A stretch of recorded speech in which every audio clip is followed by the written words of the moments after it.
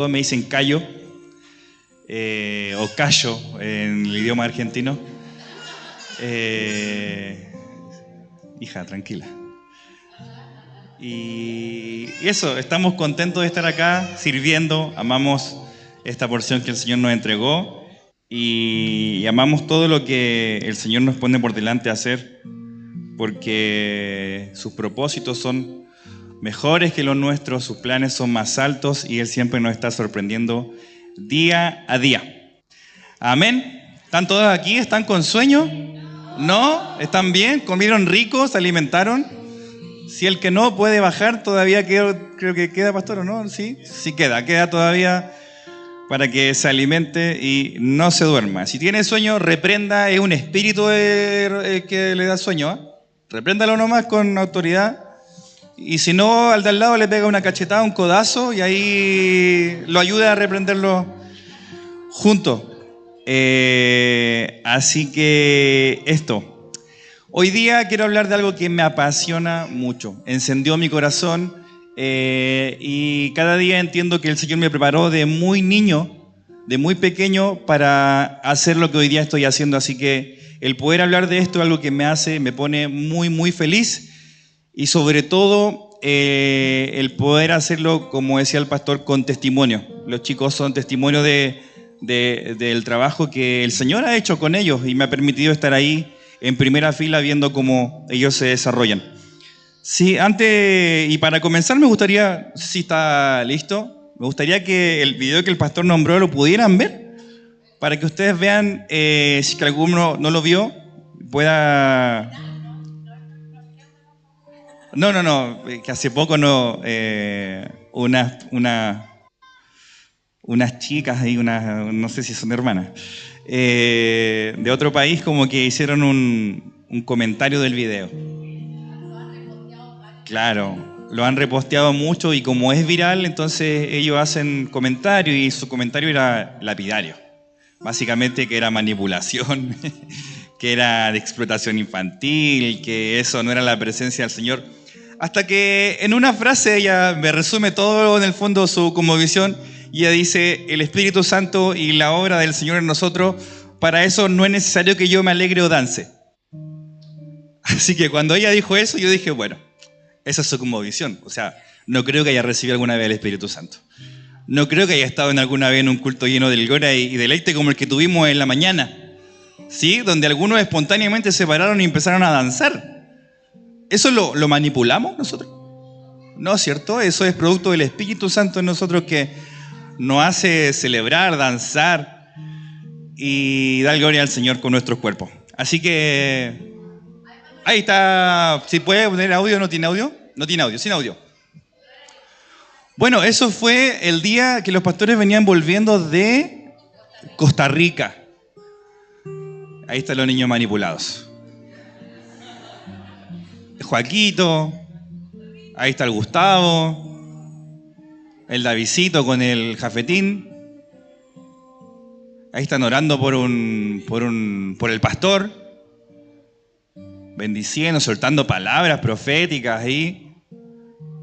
Todos nosotros como espectadores mirando lo que estaba pasando, así como que, ¿qué pasó? ¿En qué momento se dispararon? La Maitecita ahí, muy linda en la danza, ella también en el canto. Ahí Jafet profetizando a sus primos, soltando palabras para que sus primos pudieran reconectarse con el Señor, orando, bendiciendo. De verdad que fue un tiempo impresionante, impresionante. Todos lloraban por la presencia del Señor, ¿sí? Es difícil manipular a un niño para que haga esas cosas, porque eso es vergonzoso. ¿Cómo me voy a poner a llorar ahí frente a los demás? Cuando meditaba en cómo poder introducir, cómo poder hablar de esto sin solo quedarme en experiencias, sino que también poder dar un fundamento, dar una profundidad en esto, no podía no meditar en este pasaje que hemos ocupado mucho para los niños, ¿sí? Que tiene que ver con este momento cuando Jesús llama a un niño, ¿sí? Para dar un ejemplo que es muy importante y de donde me quiero tomar para desarrollar lo que quiero compartir el día de hoy. Me gustaría que me acompañaran al Evangelio de Mateo, capítulo 18. Vamos a leer del 1 al 5.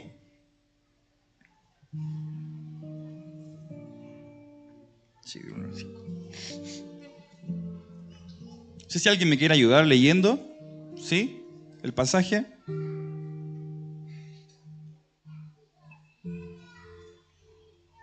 ¿Sí? ¿Alguien? ¿No? ¿No? ¿Grillos? Lo tenemos ahí.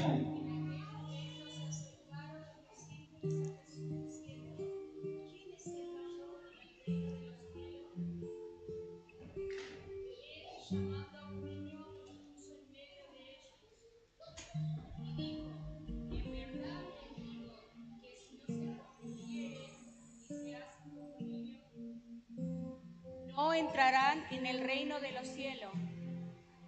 Así pues, cualquiera que se humille como este niño, ese es el mayor en el reino de los cielos. Y el que reciba a un niño como este en mi nombre, me recibe a mí. Amén. Súper. Quiero hacerle una pregunta. Obviamente la respuesta va a ser obvia. Como decía, todos acá fuimos niños en alguna vez, algún momento de nuestras vidas. Me gustaría que meditáramos por 30 segundos en lo que fue nuestra infancia.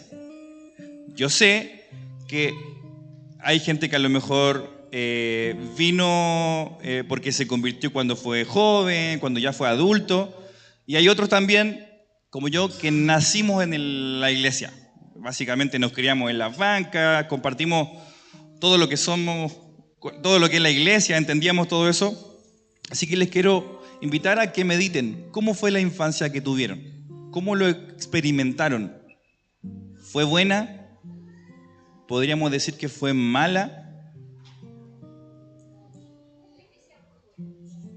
En la iglesia fue buena.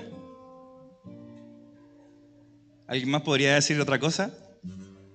¿Disfrutó? ¿Lo pasó bien? ¿Sí?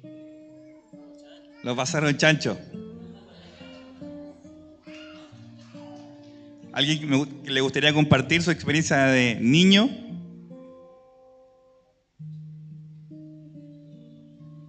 ¿Amén? ¿Sí? Ahí le va a pasar el... Dios bendiga a todos. Bueno, conversando con los hermanos cuando llegué invitado a este lugar, siempre hice reflexión de cuando fuimos niños, las palabras hacían hincapié en eso. Cuando fuimos niños fui nacido en el hospital, o sea, en un barrio muy carenciado acá de Bariloche, 10 de diciembre, donde yo tengo recuerdo de llamaradas, fuego, se prendían en las casas. Tuvimos una infancia donde quedábamos a cargo de personas mayores. Éramos castigados, muy castigados, pero en aquel momento usaban unos rebenques, los abuelos de antes, y nos trataban, nos decían muchas cosas, nos criamos en un ambiente de violencia, de golpe, y me acuerdo de muchas cosas, de muy chiquito me escapé, me maté. Fui debajo de una carpa de un circo y vi algo que nunca había visto en mi vida y después por eso recibí también volví, me premiaron, dijo, con unos golpes, dijo. Y con eso, dando gracia y testimonio de Dios, conté mi testimonio a algunos hermanos. A través de mi mamá le hicieron un daño, ella le hicieron un trabajo de brujería, hechicería y yo estaba 6 meses en el hospital con una alta preventiva y quedé, como dicen, a través de un tío llegué a la campaña de salvación, fui sanado por Dios, pero quiero compartir este breve que me compartí el hermano, de que bueno, que la razón de hoy estar aquí en este lugar es porque, como dice el hermano, no todos tuvimos la misma experiencia, la misma sensación y muchas cosas quedaron en el pasado, en Cristo son hechas nuevas, ¿no? Amén. Pero tenemos todos un porqué de estar aquí. Y bueno, razones de mi vida fueron ver que me cortaban la pelota de plástico con un cuchillo, por ejemplo, ver que no nos dejaban tocar la pared, no nos dejaban jugar en un patio, vivíamos encerrados, no podíamos tener la libertad que por ahí muchos niños tienen. Y por eso muchas veces, como dice la palabra de Dios, que Él a lo vil y a lo despreciado escoge para avergonzar a los sabios. Así que nada más este pequeño momentito. Amén, amén. Que el Señor le bendiga. Gracias. Un aplauso. Es la realidad. O sea, no todas las infancias fueron buenas, pero me gusta que haya contado su testimonio porque da pie para que entendamos bien el pasaje que acabo de leer. ¿Sí? El pasaje comienza diciendo una pregunta de los discípulos. ¿Quién es el mayor en el reino de los cielos? ¿Quién es el mayor? Esa es la pregunta que desencadena que Jesús haga pasar un niño y haga toda esta explicación. ¿Sí? Entonces, si bien todos tenemos diferentes infancias, algunas buenas, otras malas, unas que nos enseñaron mucho, otras que no tanto, con papás ausentes, a lo mejor con papás muy presentes, con diferentes situaciones, pero Jesús, por alguna razón, llama a un niño para darnos un ejemplo a gente adulta, gente mayor, o no sé si mayor, pero grande. Y me gustaría desarrollar esto, porque creo que es súper importante que podamos rescatar estas características que tienen los niños, que a nosotros nos deben servir para poder acceder al reino. Jesús más adelante dice que hay un pasaje que dice, ahí mismo en Mateo, donde los niños se acercan a Jesús, ¿cierto? Y los discípulos empiezan a reprender a los papás. ¿Por qué lo están trayendo? Están molestando al maestro. Y Jesús les dice, déjenlos venir a mí porque de ellos es el reino. Como bien decía mi pastora, ¿por qué me hago las preguntas que ella dice, cierto? No podemos simplemente aceptar, hay que ser como niño. Entonces me voy a vestir como niño, me voy a comportar como niño, voy a ser un niño, voy a ser inmaduro. ¿A qué se refiere Jesús cuando dice necesitamos ser como niños para acceder al reino de los cielos? ¿A qué se refiere? Y dentro de las características que yo he podido descubrir en cuanto a un niño, me gustaría que pudiéramos resaltar un par.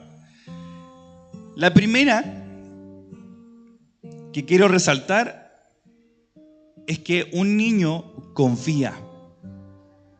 Si hay una característica de un niño, es que el niño confía. Hay un pasaje en Jeremías que me gusta mucho, que habla de esto. Dice Jeremías 17, del 7 al 8. Bendito el hombre que confía en el Señor y pone su confianza en Él. Será como árbol plantado junto al agua, que extiende sus raíces hacia la corriente. No teme que llegue el calor y sus hojas están siempre verdes. En época de sequía no se angustia y nunca deja de dar fruto. Un niño confía. Nosotros como hijos, como niños, para acceder al reino de los cielos necesitamos confiar en el Señor. Porque sin la confianza no podemos acceder a las riquezas, no podemos acceder a lo que Él tiene para nosotros en este reino. Sin confianza es imposible hacer familia. Si yo no confío con quiénes estoy, ¿cómo puedo abrirme? ¿Cómo puedo abrir mi corazón? Por eso nos encontramos con realidades en las congres donde gente viene a la REU, está la hora y media, 2 horas, para los que son más cortos, nosotros como 4 o 5 nos demoramos más o menos por REU, en promedio, a veces más. Y claro, está en el servicio y luego termina y se van. Y nunca supieron cómo estaba su hermano, se sientan con gente que ni conocen. y ya hay una sensación de desconfianza. No saben la cantidad de gente que llega a nuestra congre diciendo: yo vengo de otra iglesia porque hicieron tal y tal cosa conmigo, que el pastor, que un hermano me defraudó, y vienen con la confianza quebrada. Hay algo que he aprendido en este último tiempo con respecto a la confianza. La confianza no se gana. No, es que tiene que ganar mi confianza.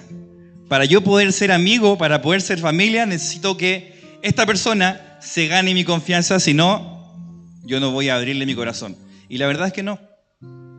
La confianza es una decisión.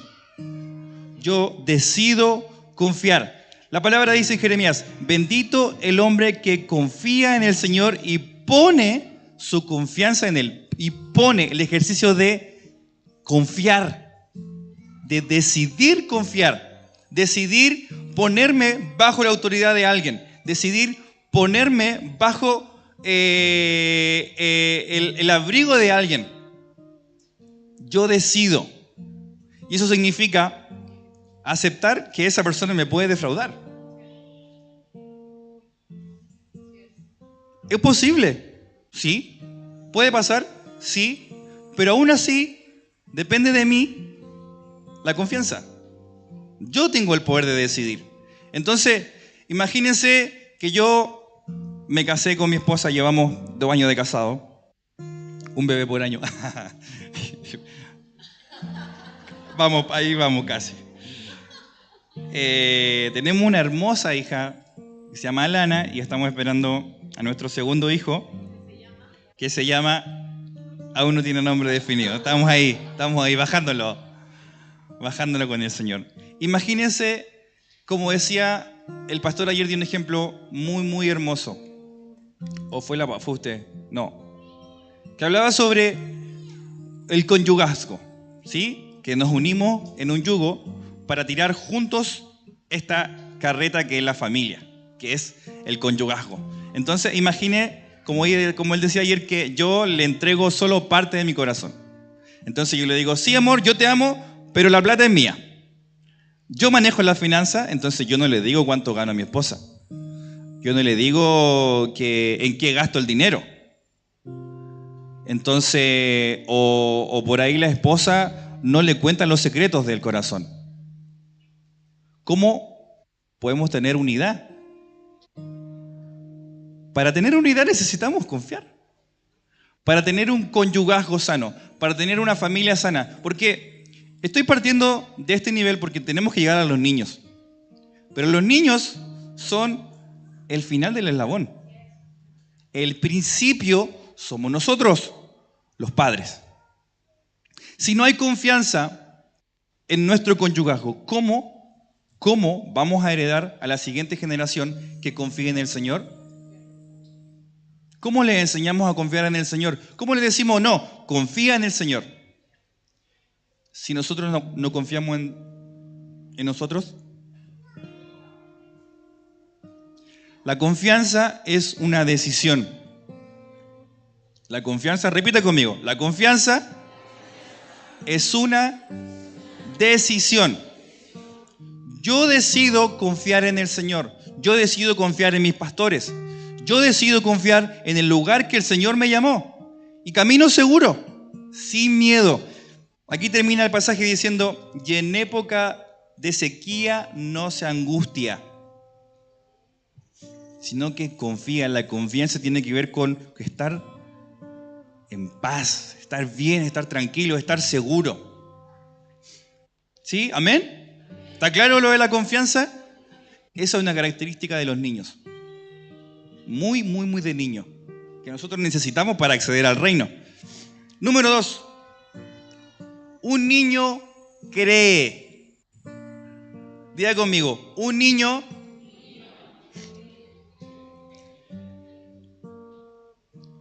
La verdad, para los niños no existe lo imposible. Si alguno de los niños que usted conoce en su vocabulario ocupa la palabra no puedo, quizás se lo aprendió de usted.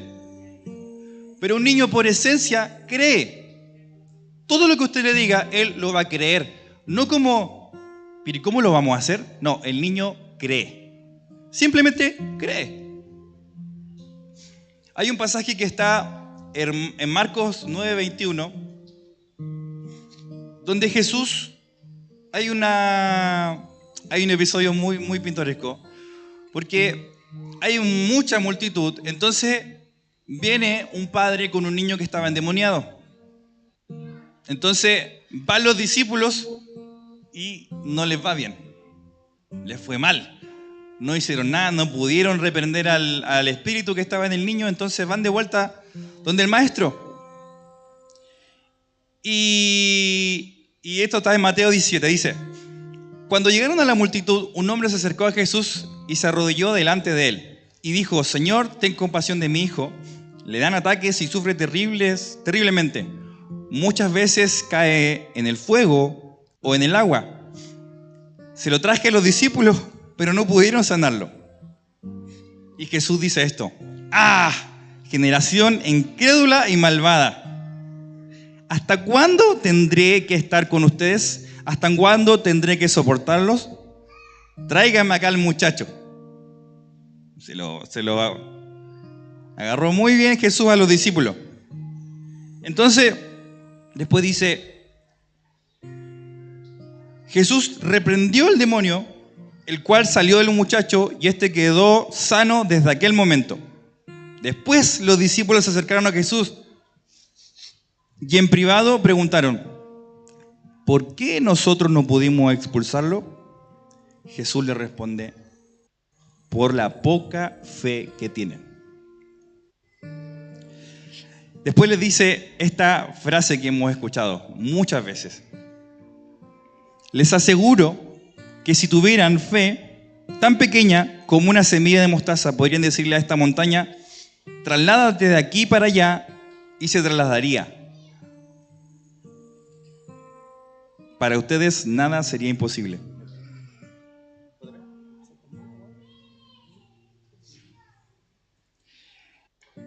Estamos con la fe de un niño.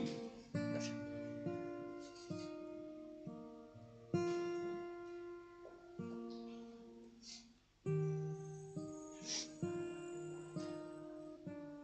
El niño cree. De este relato hay algo que me llama mucho la atención. Dice: Jesús le preguntó al Padre, eso está en Marcos, lo que acabo de leer está en Mateo. Y Jesús le preguntó al Padre: ¿cuánto tiempo hace que sucede esto? Y él dijo: desde niño. Y aquí me quiero volver a detener. La infancia es una etapa en el crecimiento de nosotros como seres humanos que es muy importante, que es trascendental. Incluso desde que está en el vientre. Luego de recién nacido, los primeros años son cruciales. A mí me ha tocado aprender con la Lana que el primer año es donde se desarrollan todas las conexiones cerebrales de un niño. Bueno, aquí tengo a la Cata que puede dar cátedra de eso.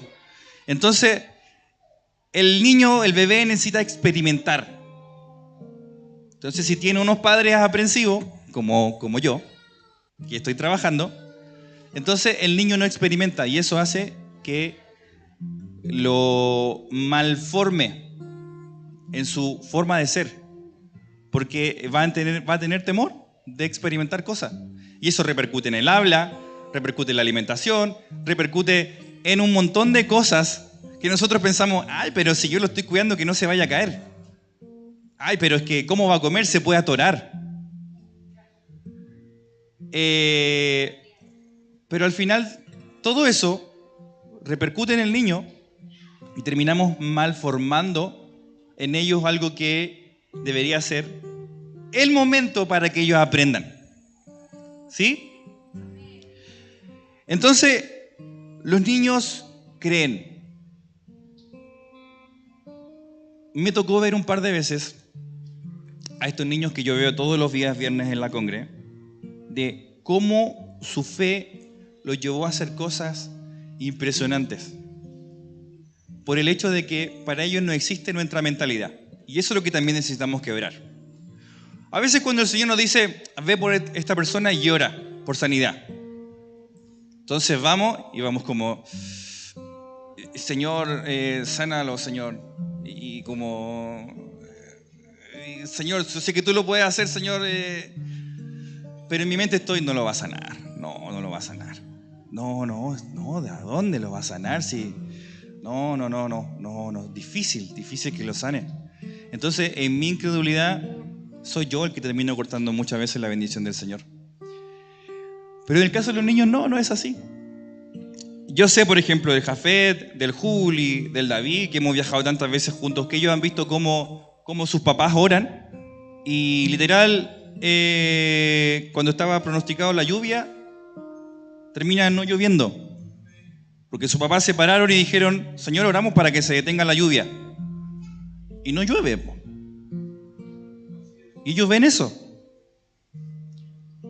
Y experimentan la fe, experimentan el caminar del Señor, con el Señor, confiando y creyendo que hay un Dios que sí puede hacer las cosas. Un Dios que sí es poderoso. Un Dios que sí puede sanar y que sí puede salvar.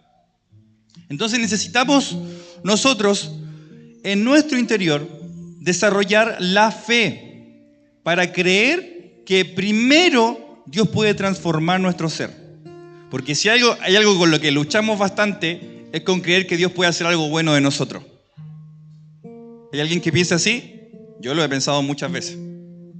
Sí, a veces me veo al espejo y digo, qué bueno voy a hacer yo. Pero ahí es donde entra la gracia del Señor. Ahí es donde entra a operar todo lo que yo no puedo hacer. Como Pablo decía, el Señor se perfecciona en mi debilidad. Y yo me voy a gloriar en esto. Porque mientras más, como decimos en Chile, más malo, más penca sea, más hermosa es la gracia del Señor. Y así después cuando me ven haciendo algo que es hermoso, pueden decir, no es Cayo, es Cristo. Es Cristo en Él. Y esa es nuestra gloria, esa es la riqueza de nosotros. Entonces necesitamos desarrollar la fe, necesitamos creer como un niño para poder acceder al reino de los cielos. ¿Amén? Hay otra característica del niño que estoy ahí en la duda si es como innata o no, y tiene que ver con la obediencia. Hay algunos niños que les cuesta más, pero sí es algo que es característico de los niños. Un niño obedece la instrucción de sus padres, ¿sí? Me imagino que todos los niños aquí obedecen a su papá. Exacto. En algunos es algo que viene, de genética. Son obedientes, son bien portados. Hay otros, como nosotros, como yo, que la obediencia tuvo que ser un proceso de formación. Entonces, para ser como niños necesitamos vivir en obediencia, obedecer. ¿Hiciste tu cama hoy día? No, anda a hacerla. ¿Ordenaste, como decía el pastor ayer, los calcetines? Ordena tu ropa.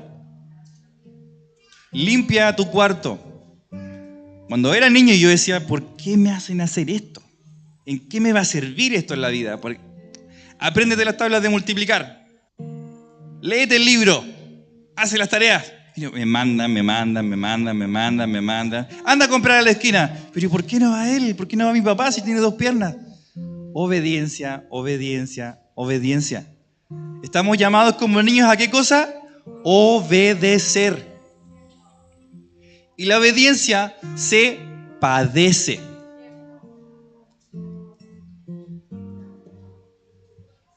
En Hebreos 5, del 7 al 9 dice, y Cristo en los días de su carne, ofreciendo ruegos y súplicas con gran clamor y lágrimas al que le podía librar de la muerte, fue oído a causa de su temor reverente. Y aunque era hijo, por lo que padeció, aprendió la obediencia.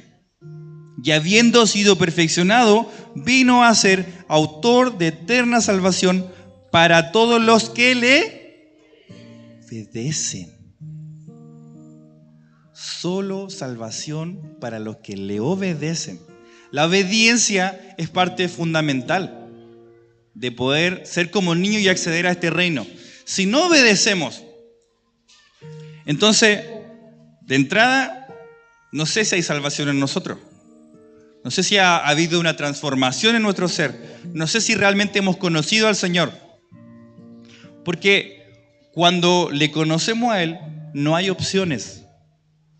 No, es que le voy a obedecer solo sí. Y de repente romantizamos eso y decimos, no, yo solo le obedezco al Señor. El Señor es mi pastor y nadie me mandará, dicen por ahí.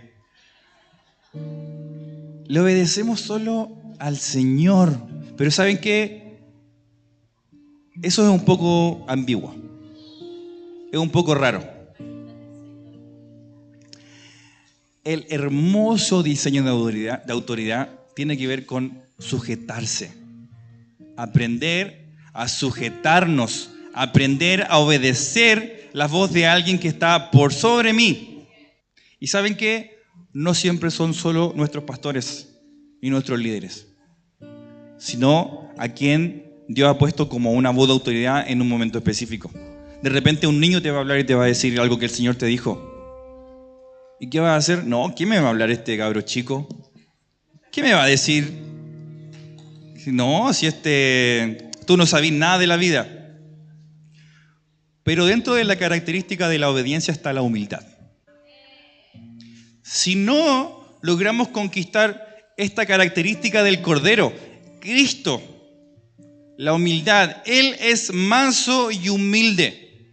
Y Él dice, sed imitados, imitadme en esto, ¿sí? Sean como yo, mansos y humildes y harán descanso. Entonces, si no hay humildad en nosotros, difícilmente vamos a poder aceptar, obedecer la voz de alguien que me esté hablando, de parte del Señor. Entonces, en primera instancia, a los que aún son hijos, porque los que se casaron ya dejaron de ser hijos, ¿sí? Este es un principio que a mí y a nuestro conyugajo y familia nos ha librado de muchas cosas. No es como que yo me reía porque hace muy poco estuvimos en una boda de unos amigos y el pastor le decía a la mamá de él y a los papás de la novia que, bueno, me imagino que sabe, le decía que no es como que ahora usted gana un hijo. Lo que está sucediendo acá es que usted está perdiendo una hija. Eso sucede, porque dice la palabra, se unirá hombre y mujer, dejará a su padre y a su madre y se unirá y serán una sola carne. Entonces, hay un diseño importante en que dejará para unirse. Hemos aprendido en nuestra congre que los hijos de 40 años que viven en la casa están fuera de diseño. Sí, no hay como mi hijito regaló, no, tiene 40, todavía no estudia nada, se lo pasa jugando en el videojuego. No, pero mi hijo, no, déjamelo ahí, que le cuesta un poquito. No, eso es estar fuera de diseño. Y eso es estar criando una generación que no va a conquistar los montes. ¿De dónde vamos a sacar a los Caleb? ¿De dónde vamos a sacar a los Josué? Si tenemos a nuestros guerreros, a nuestras flechas en la casa con 30 o 40 años sin tomar una decisión. Entonces, algo que hacemos nosotros siempre, y es consejo de nuestros pastores, es que la primera decisión es como, listo, ponete de la casa, ponete a trabajar, ponete a laburar, que te cueste. A mí me pasó, yo hablo como testimonio arrepentido. Porque mi mente era, y les abro esto, yo voy a vivir de la música. Yo voy a tocar la batería todo el día, mi guitarra, como dice la canción. Voy a tocar la guitarra todo el día. Y yo decía, el Señor me va a sustentar. Sí, yo no voy a hacer nada en mi casa, voy a solo tocar la batería todo el día y no voy a trabajarle ni un peso a nadie porque yo soy real sacerdocio. ¿Cómo voy a estar trabajándole a alguien que me mande más encima, me haga trabajar de sol a sol por 20 pesos? Entonces, cuando yo me quise casar, el primer consejo que me dieron mis pastores fue: ponete a trabajar. Porque un hombre que no provee para su casa es peor que un incrédulo. Así que, ojo los que se quieren casar, ponete a laburar, ¿sí?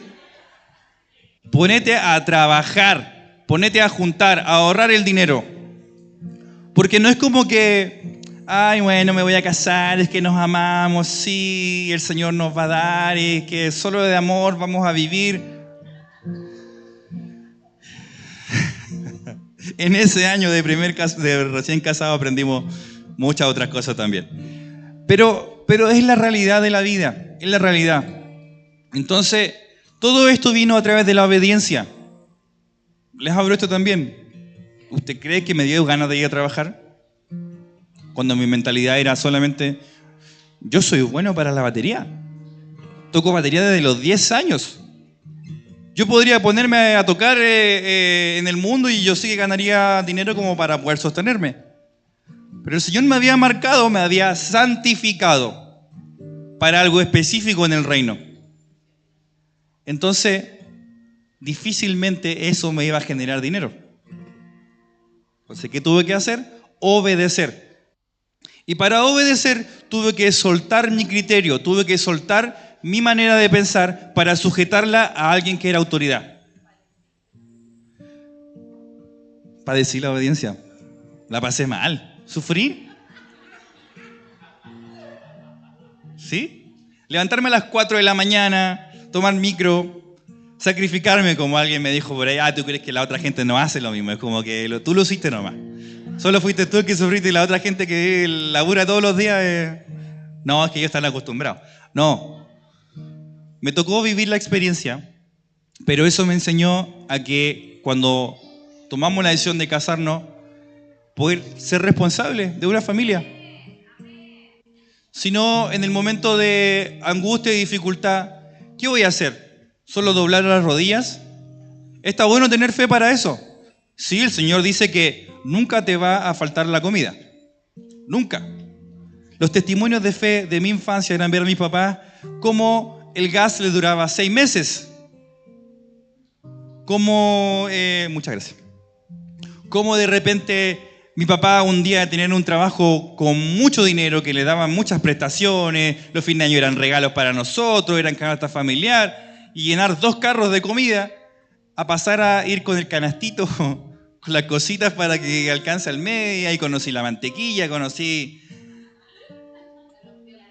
la longaniza a la mantequilla. Ellos se ríen porque de donde yo vengo es una tierra que es muy conocida por la longaniza. Chillán, que es la 8ª región. Así que si van, compren longaniza ahí, que son muy buenas. Entonces, esas fueron mis experiencias de fe. Entonces, yo sé que a mí y a mi familia nunca nos va a faltar la comida. Nunca. Porque eso es una provisión del Señor.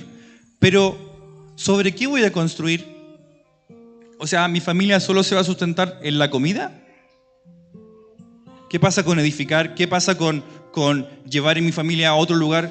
¿Cómo voy a hacer que mi hija estudie la universidad, por ejemplo, si no tengo conciencia? Entonces, como que de repente volvemos a esto, romantizamos el evangelio y decimos, y yo lo digo, yo lo pensaba así: yo voy a vivir por la fe, voy a vivir por fe. Entonces, mis papás me van a dar, entonces yo estoy sentado en el sofá viendo ahí la tele, el Netflix, y yo sé que el Señor me va a proveer, el Señor me va a dar. Y la verdad es que el Señor, como un buen padre, no me da. ¿Para qué? Para que aprenda el valor de las cosas. Y que, si bien tenemos la gracia que completa todo lo que nosotros no somos y que es Cristo, pero también la palabra nos dice que nosotros debemos esforzarnos en la gracia. Hay una parte importante que nosotros necesitamos hacer como hombres y como familias. Nos tenemos que esforzar. Hoy día nosotros como familia, con Nati, Nuestra hija la hemos tenido que llevar varias veces al kine porque tiene como subdesarrollo, retraso motor. Entonces no me gatea la niña, no me quiere gatear. Entonces, pero el que no gatee no es culpa de ella, es porque nosotros no hemos sido diligentes en preocuparnos de ella. Entonces, no es simplemente como que voy a orar, Señor, hazla que gatee, en el nombre de Jesús, va a gatear, y ahí la dejo todo el día sentada viendo tele. O en brazo. Entonces, no es así. No somos personas que vivimos constantemente en los celestiales, viendo al Señor, viendo las visiones Full HD, y nos desconectamos, nos abstraemos del mundo en el que el Señor nos puso. El Señor en su oración decía, yo te pido, Señor, que los guardes del mal, no que los quites del mundo. No estamos llamados para escondernos en una burbuja, estamos llamados a influenciar donde el Señor nos puso. Amén. Amén. La obediencia se padece. Pero, ¿qué es la obediencia? Y hay un pasaje que me gusta mucho, porque dice en 1 Samuel 17:22, y Samuel le dijo, esto fue Saúl, en esa época que el Señor le había dado una orden, y Saúl, como quería ser más bueno que Dios, hizo lo que él quiso. Entonces el profeta le dice, ¿se complace el Señor tanto en holocaustos y sacrificios como en la obediencia a la voz del Señor? He aquí, el obedecer es mejor que un sacrificio, y el prestar atención mejor que la grosura de los carneros. De repente pensamos que las estamos haciendo todas. Hoy sí, yo me esforcé porque vengo de 50 kilómetros aquí a Larrego y me sacrifico, vine en bicicleta. Sí, y para la gloria del Señor lo doy todo. Pero cuando el pastor me mandó a hacer alguna tarea simple, yo le digo, no, pastor, es que yo no puedo porque vengo de muy lejos. Entonces, nuestro sacrificio termina siendo nada.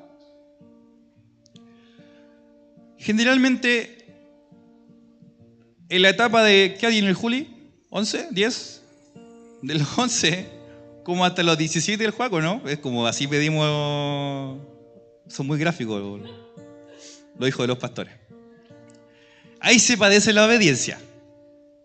Es difícil, no quieren hacer las tareas porque de repente o están muy concentrados jugando, o de repente es simple rebeldía que se despierta nomás porque no quiero nomás.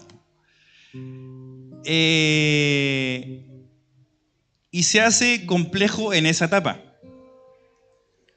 Pero para los que son papás y para los que son también adolescentes, eso no es una medida. No es que a todos los niños de esa edad les pasa lo mismo. No es como que es una condición. Ah, no, es que él es adolescente. Ah, no, es que él está así porque... Es claro, es como una justificación. No es que en Chile se le dice la edad del pavo. No sé cómo se le dice acá en Argentina. Igual. Entonces, la edad del pavo se justifica que ellos... sí. Le empiezan a crecer más pelo, como que están ahí, cambian la voz, van a decir algo y se les sale un gallito. Entonces, cuando dicen algo, reclaman, no, pero no, yo no quiero ir, pero manda al más chico. Y justificamos un comportamiento con algo que realmente no existe. O sea, me podrían dar fe, gente que sabe mucho más que yo de esto, de que en el fondo no es real. No es real, es simplemente falta de disciplina, falta de corrección, falta de obediencia. Así que necesitamos conectarnos con esta obediencia que el Señor busca, que es mayor que los sacrificios, mayor que la grosura de los carneros, en la obediencia y el prestar atención. Amén. Y hay otra característica que a mí me gusta mucho. Un niño disfruta. Un niño disfruta lo que hace. Si usted ve a un niño jugar, ¿lo ve amargado? ¿A ustedes que les gusta mucho el fútbol? ¿Usted cree que si le pasa una pelota, al chico lo va a ver triste? A lo más si está jugando solo, no sé. Pero en ellos está el deleite, el disfrute en lo que hacen. ¿Por qué nosotros cuando venimos a la congre a deleitarnos en el Señor, venimos con amargura? ¿Por qué hemos tomado un evangelio que hemos quitado el gozo? La palabra dice que el reino de los cielos se compone de justicia, paz y gozo. Pero nosotros vivimos la justicia y de repente agarramos la paz, porque algunos andan bien angustiados de vez en cuando. Llegan aquí porque les faltó plata para llegar a fin de mes, entonces ahí como que, ayúdame Señor. Y ahí rajuñamos, ya Señor, tú eres mi paz, sí Señor, tú eres mi shalom. Y vivimos cantando esas canciones. Mi shalom eres tú. Chajo, no me acompaño. Porque no conquistamos esos ambientes que son parte del reino. El reino de justicia, paz y gozo. ¿Saben qué? Hay una frase que se ocupa mucho en el mundo. Que los canutos son fomes. Son fomes los canutos. No, yo no voy a la iglesia porque son muy aburridos. Sobre todo los jóvenes de la edad de ustedes. No, ¿qué voy a ir? Es más entretenido ir a la fiesta. Es más divertido ir a salir con chicas, ir al fútbol, ir a ver al Boca, al River. Eso sí me enciende la pasión. Voy a ver cómo juega el Boquita. Pero los cultos son, aquí están los adolescentes, ¿a qué hora termina el arreo? Estoy aburrido. Pescan el teléfono, ahí empiezan a ver Instagram, Snapchat o lo que sea que tengan, TikTok. Pero no se deleitan en el Señor. ¿Saben por qué? Porque no han conocido al Señor.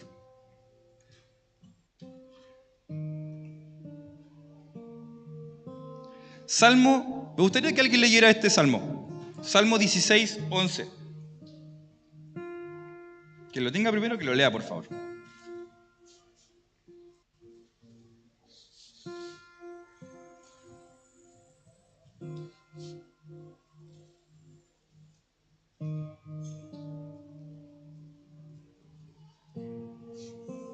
¿Alguien lo encontró? ¿Tanto se demoran en encontrar el pasaje? Salmo. Ahí está. Dale, tú lo leo. Dale, fuerte nomás. ¿Cuál es tu nombre? Ahí te lo va... No alcancé a escuchar. Ya. Sí. Salmo 16,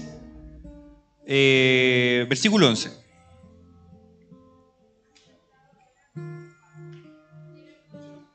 Dame un segundo que tienes que darte volumen.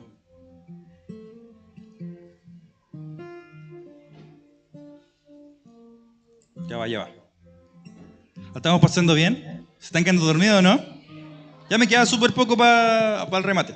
Y el remate es bueno, así que manténgase despierto.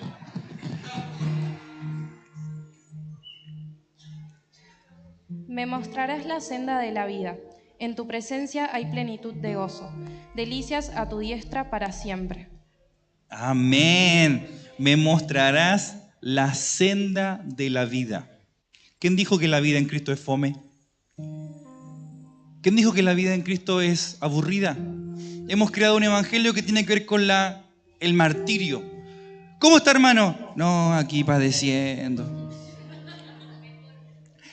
Pero ¿qué le habló el Señor? No, es que el Señor me pidió al centro de mi corazón, entonces, es que ha sido muy difícil. Pero yo sé que el Señor me va a ayudar. Y hemos hecho del evangelio algo realmente aburrido. Pero, ¿saben quiénes han hecho eso? Nosotros.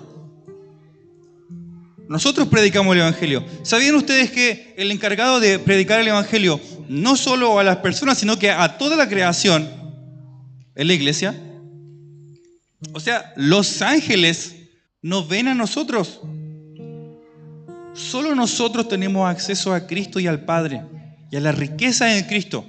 Nosotros podemos acceder a lo que ningún ángel puede saber.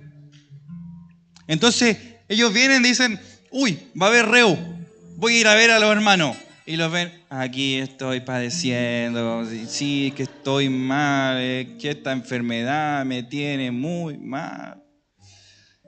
Me tomé la decisión de acoger a un niño, pero se porta tan mal. Nos saca de quicios todos los días. Lo queremos puro devolver. No, porque los de acogida nunca piensan en eso. No, eso no pasa. Es todo color de rosas, la adopción. Los niños vienen sanitos. Sí, pero llegar y escribir en ellos. Ni una iniquidad, ni endemoniado, nada de eso. Sí vienen, pero los ángeles aprenden de nosotros cómo vivimos el Evangelio. También es una decisión. Tú puedes decidir hoy cómo quiero vivir la vida que el Señor me regaló. La pastora tiene una frase que a mí me gusta mucho y que cada vez que se me olvida, como que me vuelvo a reconectar. Que cada día, dice ella, cuente para la eternidad. Que cada día de tu vida no sea un tiro al aire. No sea días que pasaron, sino que son días que contaron para tu propósito eterno en Cristo Jesús. Entonces, eso tiene que ser un reactivar cada mañana. Hoy día, este día va a contar para la eternidad. Entonces, salgo de mi casa con ese entendimiento. No con, hoy otro día más. Hoy es domingo. Hoy se viene el lunes. Oh, no, tengo que volver a trabajar a la escuela. Voy a exponer a mi esposa. Cuando la conocí, cuando éramos novios, ella sufría con los domingos. El domingo era más terrible que el lunes. Solo por el hecho de pensar que venía el lunes.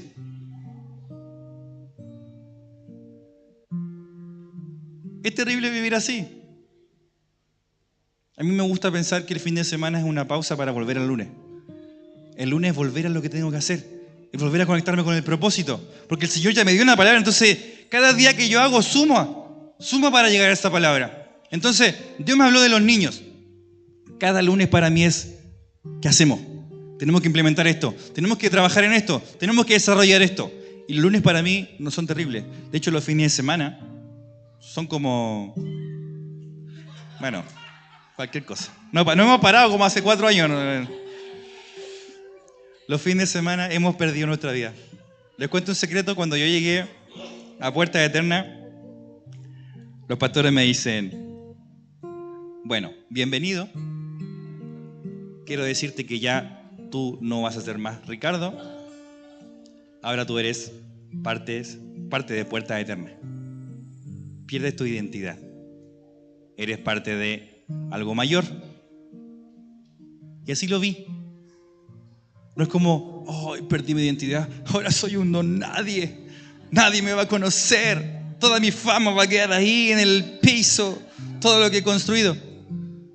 Y la verdad fue dejar algo que no iba para ninguna parte, para tomar algo que el Señor había trazado para mí desde antes de la fundación del mundo. Entonces con gusto le dije, sí, ahí está mi vida. Ahí está.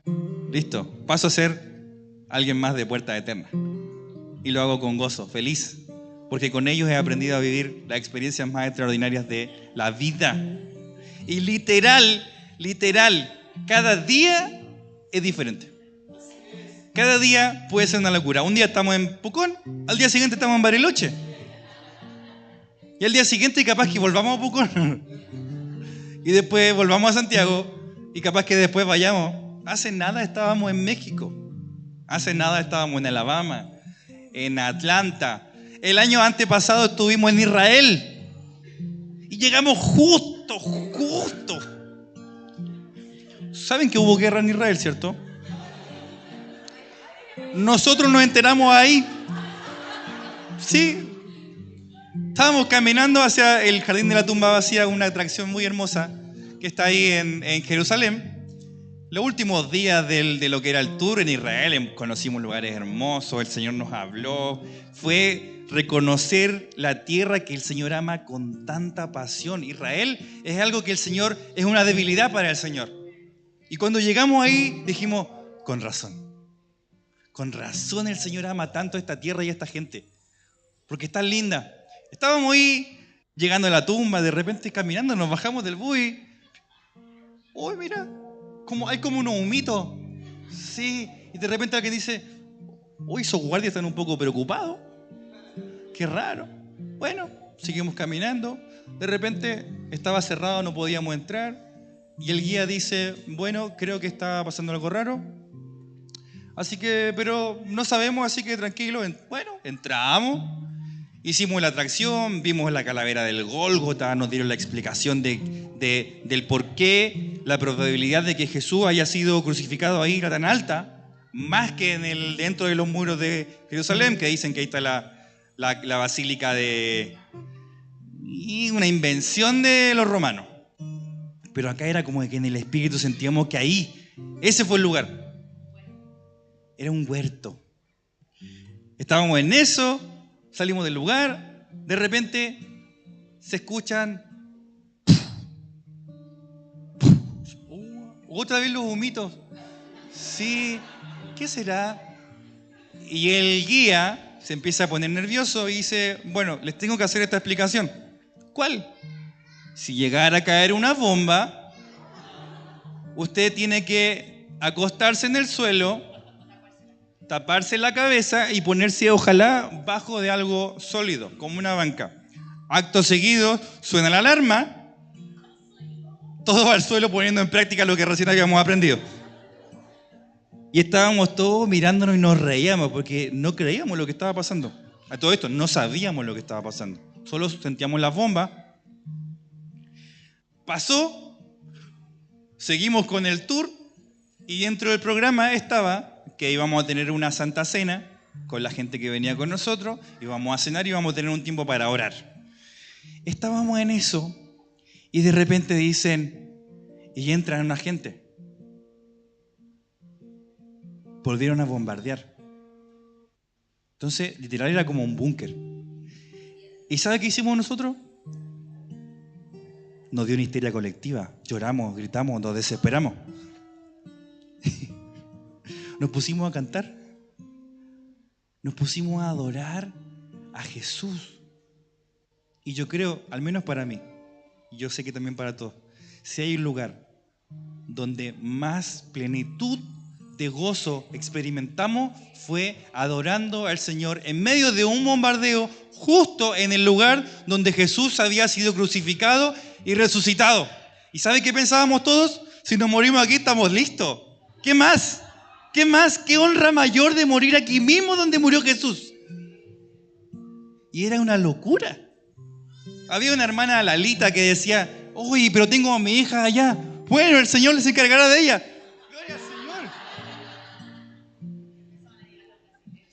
Señor. De repente entró un grupo de brasileños porque se empezaron a refugiar. Y estaban ahí y hablan portugués. Y empezamos, Jesús. Y explotó esa cuestión. Se generó un despertar a la adoración.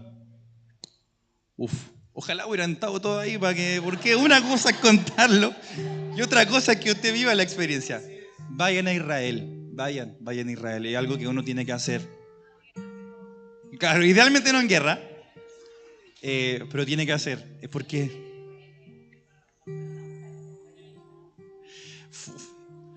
salimos de ahí. Llegamos al hotel, nos llevan inmediatamente, se acabó el tour, se cerró todo. Yo me meto a Twitter para ver, porque uno en Twitter como que ve las noticias. Me tocó tener una noticia que decía, más de 5.000 bombas han sido lanzadas desde Gaza a diferentes partes de Jerusalén, incluso de Israel, incluso Jerusalén. Algo que no había pasado nunca en la historia de Israel como nación. ¿Por qué? Porque en Jerusalén viven todos ellos mismos. Están árabes, están armenios, están los judíos, están los musulmanes, está todo ahí mismo en Jerusalén. Entonces se tiraban bombas entre ellos mismos. Fue una locura la cuestión, no se entiende. nos sacaron de ahí, hicimos lo que el Señor nos mandó, porque fuimos con una palabra, no fuimos solo a turistear. Terminamos con mi esposa, bueno, con todos, salimos en aviones de la Fuerza Aérea, aviones de guerra. ¿Alguna vez vio Rambo? ¿Alguna vez vio Rambo, no? ¿Sí? Ya, imagínense estar sentado de lado en una malla con un cinturón precario, con un avión que tenía aire por todos lados, no era presurizado, no. Y sí, no sabíamos si volábamos juntos, porque mi esposa justo estaba embarazada, gracias al Señor.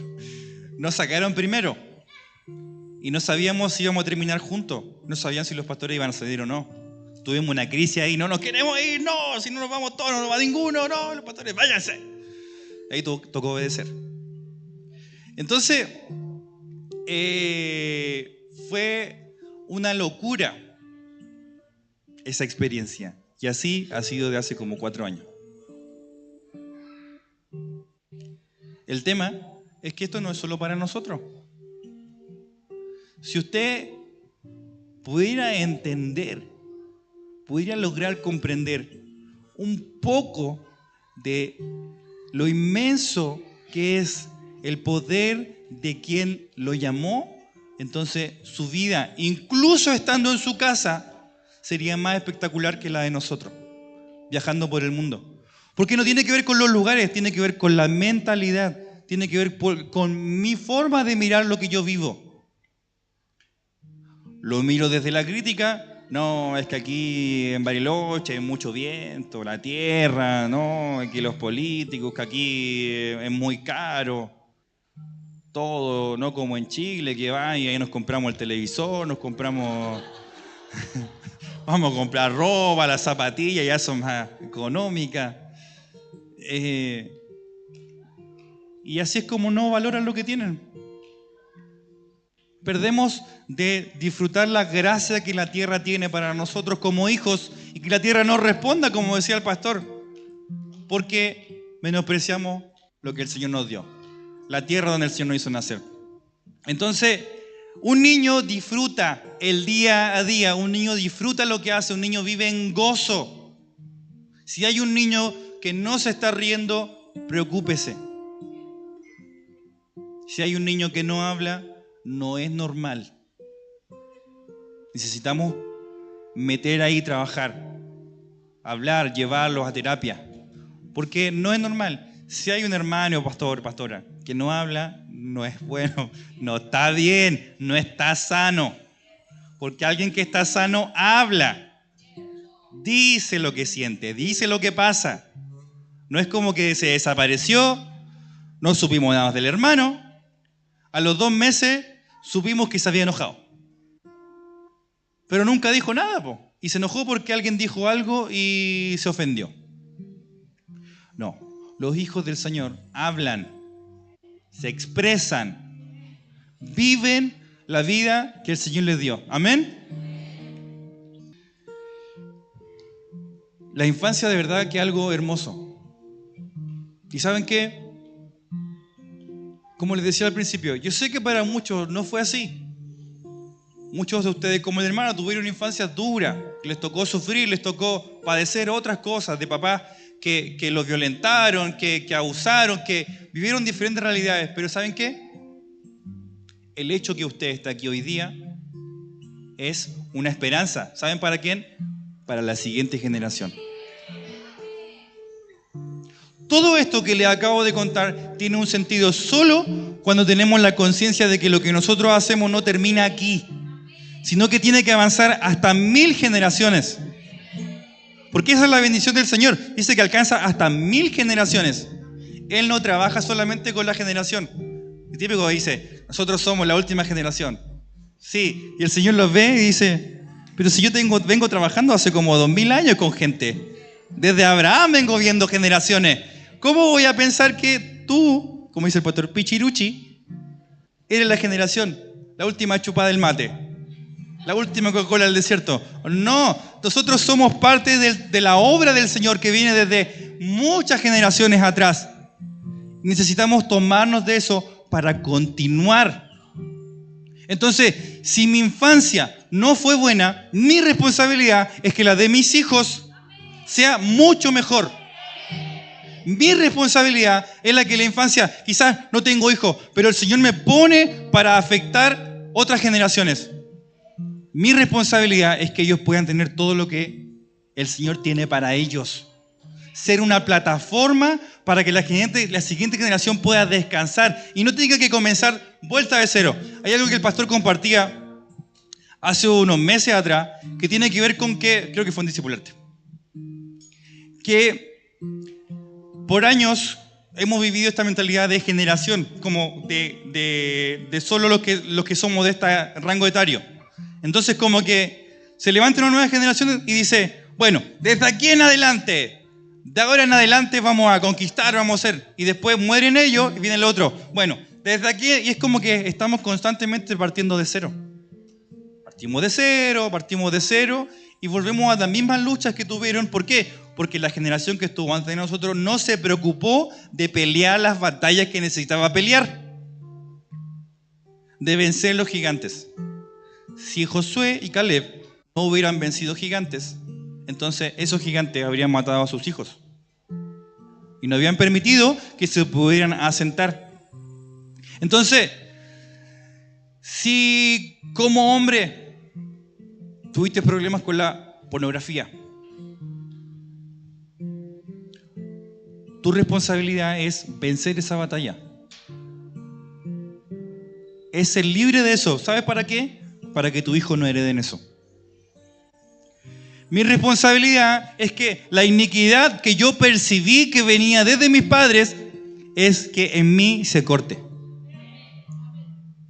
Yo no voy a estar llorando por lo que mis papás hicieron, sino que me voy a hacer responsable. Porque de aquí en adelante no va a pasar a mis hijos. Esa es mi responsabilidad. Yo tengo una conciencia, y todos nosotros como cuerpo, de que somos iglesia que va de generación en generación. Hay un pasaje que me gustó mucho que está en Salmo 145. Dice: grande es el Señor y digno de ser alabado en gran manera, y su grandeza es inescrutable. Una generación alabará tus obras a otra generación y anunciará tus hechos poderosos. Y hay una versión que Dios habla hoy que dice lo siguiente. Esta me gustó mucho, porque tiene que ver con el trabajo que debemos hacer. El Señor es grande y muy digno de alabanza. Su grandeza excede nuestro entendimiento. De padres a hijos se alabarán sus obras, se anunciarán tus hechos poderosos. De padres a hijos. De padres a hijos. Nuestra responsabilidad es traspasar todo lo que hemos aprendido, todo lo que hemos vivido, no de una manera informática, sino con experiencias. Con experiencias. Yo no le puedo decir a mi hijo, a mi hija, ¿sabes qué? El Señor provee, si ella nunca me vio orando para que el Señor proveyera.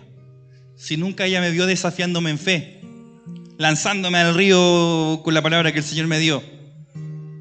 ¿Cómo va a creer si a su papá lo vio ahí, que apenas el Señor le dijo tal cosa, lo primero que hizo fue sacar la de crédito y encalillarse por 12 meses? Cuando el Señor nos dice que nosotros no nos movemos en este sistema. Nosotros como casa, por obediencia a una palabra, hemos visto la gloria del Señor de manera prodigiosa, en recursos. Todos estos viajes que hicimos, solo lo pudo hacer Él. Nuestra finanza, de verdad, hermano, nos daba los números. Yo seguí trabajando después de eso en la música, haciendo clase. Y mi esposa también en su trabajo, y aún así no nos daba los números. En ese viaje fuimos a Israel, pudimos acompañar a los pastores a Grecia. Estuvimos en Grecia. Y no es como que estuvimos ahí no, pastor, no vamos a poder ir porque no tenemos plata, no alcanzó para comprar el pasaje. No nos bajamos de ni una. A todas fuimos. Pagamos 3 veces los pasajes, pasó ahí una lucha tremenda. Todo por culpa de Grecia, ¿eh? La culpa la tiene Grecia.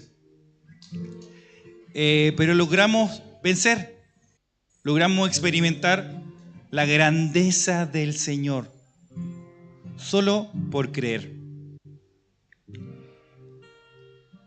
Y mi responsabilidad como papá es traspasar esto a la siguiente generación. No puede ser solo un discurso. Yo vengo de la generación anterior, yo honro a mis papás, porque la base que yo tengo del Evangelio me la dieron ellos. Todo lo que es el amor por la palabra, el amor por la iglesia, el amor por servir al Señor, yo lo vi de ellos. A ellos yo los vi no perderse en ningún culto durante, ¿hasta cuándo estuve? Hasta los 18 viviendo con ellos. 18 años que yo recordaba. Ningún culto se perdieron. Vi muchas veces a mi mamá enferma, con fiebre, igual estaba en la iglesia, pero mamá, quédate. No puedo. Tengo que servir al Señor. Era la luz que tenían. Pero nunca fallaron. Y eso a mí me quedó de enseñanza. Hoy día nosotros en casa no nos quedamos porque la hija está resfriada. No nos quedamos porque hace frío. Estuvimos en Cancún con 28 grados, sensación térmica de 30 y algo, y después estuvimos en Kentucky con menos 18, menos 17 grados. Y la chica ahí estuvo impeque. Ni se murió, ni se enfermó, sobrevivió bien y más encima disfrutó. Al final los miedos los tenemos nosotros nomás como papás. Entonces, aquí quiero llegar. Necesitamos como generación tener una mentalidad de traspaso, de formación, de transmitir todo lo que yo he podido experimentar, pero no desde el discurso, sino desde la experiencia. Y eso es lo que yo he hecho con los niños. En la Congre hace como 3 años formamos un grupo que participó en un taller de música para los hijos de los discípulos que estaban ahí siempre dando vueltas y que iban ahí, se dormían en las bancas, se dormían en la silla. Nosotros en discipulado ahí recibiendo del Señor corrección, empuje, que nos levantaban ahí y los niños ahí jugando. Entonces agarré a esos niños y dije, ya, hagamos un taller de música. Lo agarré un día y empezamos. No tenía ni idea de música y le dije, bueno, tú tenés cara de bajista. Tú tenés cara de batero, así que... Y así empezamos. Y el Señor, a medida que fuimos profundizando, empezó a mostrarme un diseño que venía a través de eso. Hoy día en la Congre tenemos este diseño que se llama ADL. Se llama Ambientes de Luz. Y el Señor nos habló del proceso de crecimiento de una semilla. Entonces, los más pequeñitos se llaman semilla. Desde los 7 hasta los 11 años. Desde los 12 hasta los 14, 15 están los brotes, primeros brotes. Y los más grandes que vendrían a ser los frutos son los ADL. O sea, con ellos partí. Entonces, se empezó a generar algo en la Congre y en los niños que se empezó a despertar. Partí con los ADL, entonces yo ensayábamos todos los viernes y los niños miraban, los más chicos. ¿Qué están haciendo? Oh, ¿puedo escuchar? Como un mes antes, se me acerca el Jafé, del Juli, que eran los más niños, me dicen, Cayo, queremos cantar una canción para un evento muy importante que hay en Casa de Luz, nuestra congre, que se llama Día de Acción de Gracia. Ese día es una celebración de gratitud. Cada hermano se escribe carta entre los hermanos, se regalan cosas, se entregan palabras, se cena pavo, no sé qué vamos a hacer en el próximo año. Brisket, no alcanzamos a cenar el brisket. Bueno, siempre antes había sido pavo. Entonces, cada hermano traía lo que iba a comer, nos dividíamos por casa y era literal una fiesta de gratitud. Era el día más esperado para muchos de nosotros, porque íbamos a recibir el amor, íbamos a dar el amor. Entonces, esa celebración se volvió icónica.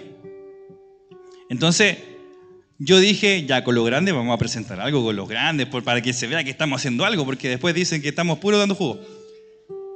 Entonces, en eso se me acercan los chicos y me dicen, Cayo, queremos hacer una canción, ayúdanos. Ya, pues, muéstrenme. Tal y tal cosa. Entonces ellos se habían puesto nombre. El primer nombre creo que fue Puertitas Eternas. Se habían llamado los Puertitas Eternas. Después se llamaron NDG. ¿Cómo? Niños de Gratitud. Y pasaron por muchos nombres. Lo que no sabían es que el Señor ya me había hablado hace como 2 meses de que tenía que llamarlo a ellos a que fueran semilla. Entonces, hermanos, el día que ellos presentaron su canción, porque los ayudé, qué sé yo, al final lo único que hice fue estar ahí. Ellos hacen sus canciones. Yo los miro y de repente hago como, mira, esto no, esto sí, ordenar un poco, pero ellos se dedican a escribir sus canciones y a tocarlas. Entonces hicieron su canción y el día que la tocaron, yo les digo, ya, gracias por los que estuvieron aquí, bueno, quiero darles la noticia. Ellos no se llaman Puertitas Eternas ni tampoco NDG, ellos se llaman ADL. Ahora forman parte del equipo de ADL. Y la explosión de alegría en ellos por ser parte de este grupo fue algo que a mí me explotó la cabeza. Yo así como, ¿en qué momento esto agarró tanto vuelo? Pero se despertó algo en ellos que los conectó con una gracia del Señor, con un hambre, con un fluir, con una gracia que empezó a salir de ellos y que no habíamos explotado, no habíamos percibido en la congre. Estaban ahí, estaban con nosotros, sí, pero eran como los niños de la congre. Ya que se vayan los niños a la escuela dominical, no, pero no eran parte de la administración de la alabanza, no eran parte del experimentar. Una de las cosas que yo hice más en este taller fue experimentar. Yo no le enseñé nada de teoría musical. Aquí hay músicos que saben de teoría musical. ¿Quién pasa por una academia? ¿Por dónde parte? Teoría musical, para entender el lenguaje. Ya, yo no partía, me partía al revés. Que agarrara la guitarra, que agarrara el bajo, que agarrara la batería y el piano y enseñarle los 4 acordes de la canción más sencilla que teníamos, y lo hice experimentar el tocar juntos y el ser parte de un equipo. Eso los conectó. Y eso los encendió en pasión. ¿Saben ustedes que los papás me agradecen hasta el día de hoy el hecho que estén en ADL? ¿Saben por qué? Porque cuando ellos se portan mal, los papás les dicen, no van a ir a ADL. No, por favor, cualquier cosa. Quítame la Play 5, quítame, pero menos ADL. Entonces los papás me agradecen porque tenemos una cosa ahí para mantenerlo. Y eso ha sido solo el Señor. Yo les soy bien honesto. No es mucho lo que yo hago. Simplemente acompañarlo, simplemente poder impartir de lo que el Señor me ha dado a mí por gracia. Y ha sido hermoso. Y yo quiero que esto no solo se quede en nuestra congre, sino que sea un diseño que podamos exportar. Que ustedes como congre también lo puedan tener. Que ustedes como familias puedan no solo ser como niños para acceder al reino en estas características, sino que también sus niños formen parte de una familia de fe. No sean simplemente los que, bueno, algún día van a ser grandes y van a entender. Que entiendan ahora. Que entiendan, que experimenten la gracia, que experimenten el fluir, que experimenten estar acá adorando. Como el video que les mostré. Eso fue algo espontáneo del Señor. Pero fue una construcción de tenerlos ahí, de exponerlos, de tirarlo acá adelante. ¿Saben qué? Los niños cuando adoramos no arrancan. Los niños cuando adoramos los papás lo envían. Aquí tienen que estar. No se van a jugar afuera. Los mandamos a que estén aquí. ¿Por qué? Porque es aquí donde ellos van a experimentar. el mayor aprendizaje del niño es la experimentación. Si no experimenta, por ejemplo, la textura, no va a poder comer bien. Si no experimenta desde niño, yo lo he tenido que aprender. No puede hablar bien después, solo por no experimentar, por miedo. Así que en lo que se ubican, y ahora viene el gran remate.